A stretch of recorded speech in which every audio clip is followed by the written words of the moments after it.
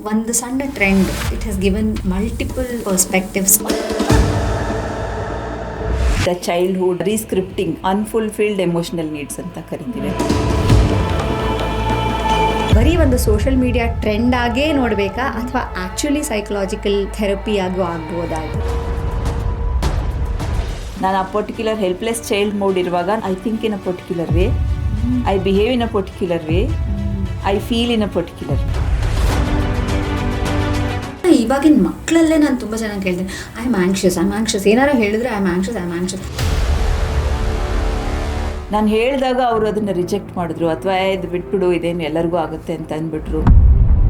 That is hurting. ಅದೇ ಒಂದು trauma. ಅವರಿಗೆ ಕಷ್ಟಗಳು ಹೇಳ್ಕೊಳಕ್ಕೆ ಬಂದಾಗ ಐ ಶುಡ್ ಲಿಸನ್. ನಮ್ಮ ಕಥೆ ನಾವೇ ಬರ್ಕೊಂಡ್ಬಿಟ್ರಿ, ಚಿಕ್ಕ ವಯಸ್ಸಿಂದ ನಾವು ಕೇಳ್ಕೊಂಡು ಬಂದು ಒಂದು ಸ್ಕ್ರಿಪ್ಟ್ ಆಲ್ರೆಡಿ ಇದೆ ನಮ್ಮಲ್ಲಿ. ಬೇರೆಯವರೆಲ್ಲ ಎಷ್ಟು ಚೆನ್ನಾಗಿ ಮಾಡ್ತಾ ಇದ್ದಾರೆ, ನಿನ್ಗೆ ಯಾಕೆ ಇಷ್ಟು ಮಾಡೋಕ್ಕಾಗೋದಿಲ್ಲ? Same age group people are able to achieve so much. ಏನೇ ಒಂದು ಮಾಡಿದ್ರು ಕೂಡ ಅವರಿಗೆ ನೆಮ್ಮದಿ ಅನ್ನೋದೇ ಇರೋದಿಲ್ಲ. ಯಾಕೆಂದರೆ ಅವರು constantly they keep comparing. It is demanding, over controlling parenting. Inner child ಅನ್ನೋದು ತುಂಬ ಕೇಳ್ತಾ ಇದ್ವಿ. ಈಗಿನ ದೃಷ್ಟಿಕೋನದಲ್ಲಿ ನಮ್ಮ ಚಿಕ್ಕಂದಲ್ಲಿ ಏನಾಗಿದೆ ಅದನ್ನು ನೋಡ್ತೀವಿ. ಕೆಲವು ಸಲ ಒಂದೊಂದು ಫೋಟೋ ನೋಡಿದ ತಕ್ಷಣ ನಾವು ಕಣ್ಣೀರಾಗ್ತೀವಿ.